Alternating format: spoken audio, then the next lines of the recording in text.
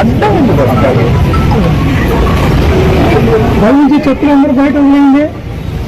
Declaration పై సంతకం పెట్టాలంటారు. ఇది declaration పద్ధతి. ఇది ఏదైతే నిజంగా ఎన్నోసార్లు తిరుమలకు రాజశేఖర రెడ్డి గారు పోయారు, మళ్ళా జగన్మోహన్ రెడ్డి గారు దర్శించుకున్నారు. ఆ రోజు ఇప్పుడు డిక్లరేషన్ అనేది ఏదో ఒకటి పెట్టి నిజంగా బయట రాష్ట్రాల నుంచి కూడా అందరినీ పిలిపించి, ఏమి హిందువులు వాళ్ళు ఒక్కలేనా, మిగిలిన వారు హిందువులు కాదా, నిజంగా అందరినీ పిలిపించి జగన్మోహన్ రెడ్డి గారి దాడికి ఉండబడడం జరిగింది. తిరుమలకు ఎవరైనా ఎంతో మంది పోతా ఉంటారు, అన్ని మతాల పోతారు, ముస్లింస్ పోతారు, హిందువులు పోతారు, క్రిస్టియన్స్ అందరూ పోతారు. పోయేటప్పుడు ఏమైనా మీరు నిలబడి అయ్యా మీరు ఏ కులం అని అడుగుతారా? భగవంతుని దండం పెట్టేటప్పుడు ఏ కులం అని రాసిమ్మంటారా? ఎవరు రాసిమ్మంటే